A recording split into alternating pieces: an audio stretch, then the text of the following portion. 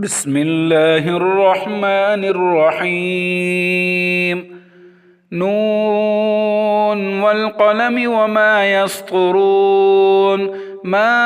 أنت بنعمة ربك بمجنون وإن لك لأجرا غير ممنون وإنك لعلى خلق عظيم فستبصر ويبصرون بأيكم المفتون إن ربك هو أعلم بمن ضل عن سبيله وهو أعلم بالمهتدين فلا تطع المكذبين ودوا لو تدهن فيدهنون ولا تطع كل حلاف مهين هماز مشاء بنميم مناع للخير معتد أثيم عتل بعد ذلك زنيم أن كان ذا مال وبنين إذا تتلى عليه آياتنا قال أساطير الأولين سنسمه على الخرطوم إنا بلوناهم كما بلونا أصحاب الجنة إذ أقسموا ليصرمنها مصبحين ولا يستثنون فطاف عليها طائف من ربك وهم نائمون فأصبحت كالصريم فتنادوا مصبحين أن اغدوا على حرثكم إن كنتم صارمين فانطلقوا وهم يتخافتون ألا يدخلنها اليوم عليكم مسكين وغدوا على حرد قادرين فلما رأوها قالوا إنا لضالون بل نحن محرومون قال أوسطهم ألم أقل لكم لولا تسبحون قالوا سبحان ربنا إنا كنا ظالمين فأقبل بعضهم على بعض يتلاومون قالوا يا ويلنا إنا كنا طاغين عسى ربنا أن يبدلنا خيرا منها إنا إلى ربنا راغبون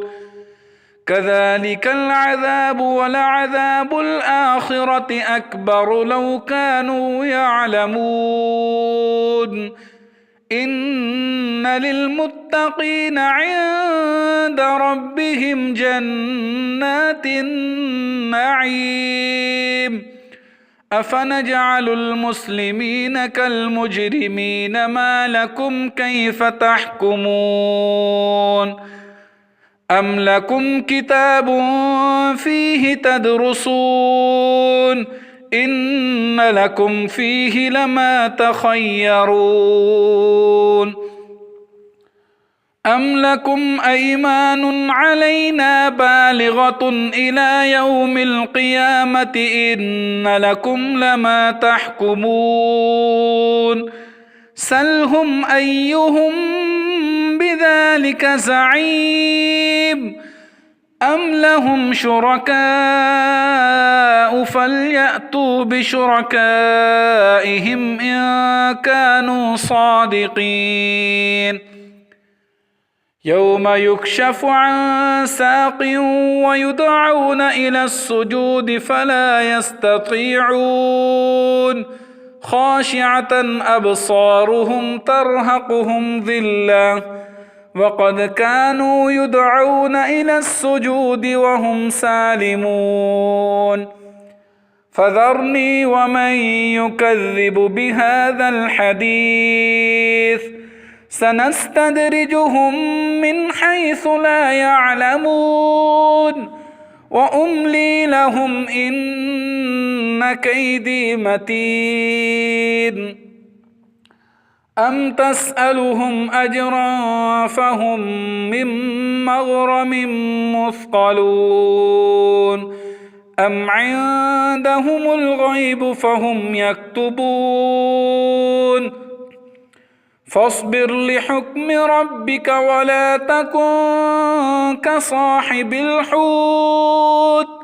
إذ نادى وهو مكظوم لولا أن تداركه نعمة من ربه لنبذ بالعراء وهو مذموم فاجتباه ربه فجعله من الصالحين وإن يكاد الذين كفروا ليزلقونك بأبصارهم لما سمعوا الذكر ويقولون إنه لمجنون وما هو إلا ذكر للعالمين۔ بسم اللہ الرحمن الرحیم۔ السلام علیکم ورحمۃ اللہ۔ میں ہوں کاشف محمود، آپ دیکھ رہے ہیں اسلامک ہب آفیشیل۔ اور آج کے عمل کی بیسک ڈیٹیل میں مختصر سا میں عمل آپ کو بتانے جا رہا ہوں، اور اس عمل میں آپ نے اللہ رب العزت کے اسماء مبارکہ یا رحمان یا رحیم یا اللہ، ان تین اسماء مبارکہ کو آپ نے 11 مرتبہ پڑھنا ہے،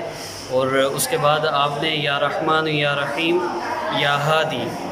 بگڑے سے بگڑے بندے کے لیے جس کا آپ سمجھتے ہو کہ اس بندے کا کوئی علاج نہیں، اس بندے کے لیے آپ اس عمل کو کر سکتے ہیں۔ یا اللہ یا رحمان یا ہادی، آپ اس عمل کو کر سکتے ہیں کسی بھی مسئلہ کے لیے۔ کسی بھی بندے سے آپ کو پرابلم ہے، اولاد نافرمان ہے، بگڑی ہوئی اولاد ہے، شوہر کے ناجائز تعلقات ہیں، کوئی بھی کسی بھی قسم کا مسئلہ ہے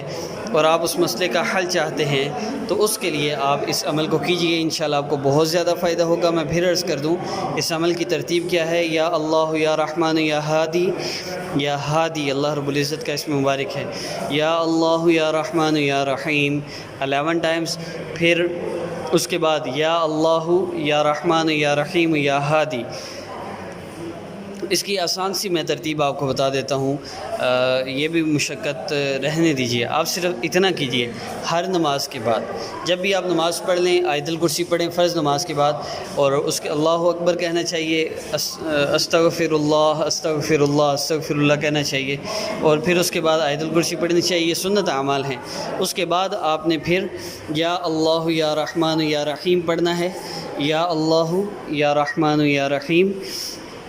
نہیں، اس کو آپ 3 دفعہ پڑھیں صرف۔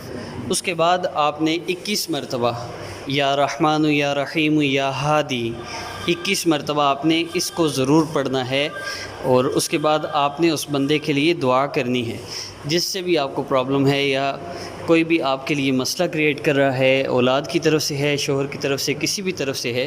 تو آپ نے یا رحمان یا رحیم یا ہادی 21 مرتبہ آپ نے پڑھنا ہے ہر نماز کے بعد، اور اس کے لیے دعا کرنی ہے، تصور میں لا کے دم کرنا ہے، بس اس سے زیادہ کچھ نہیں، کچھ پلانا کھلانا نہیں ہے۔ وہ پہلے اتنے تنگ ہوتے ہیں،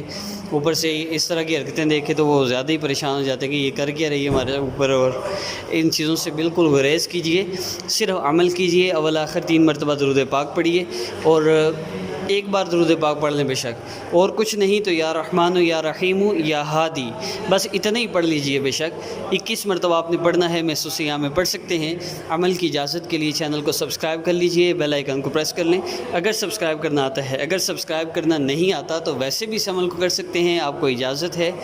اور بس آج کی ویڈیو میں اتنا ہی، اپنا بہت سا خیال رکھیے گا۔ جن وظائف سے آپ کو فائدہ ہوتا ہے وہ ہم تک ضرور شیئر کیجئے تاکہ ہم بھی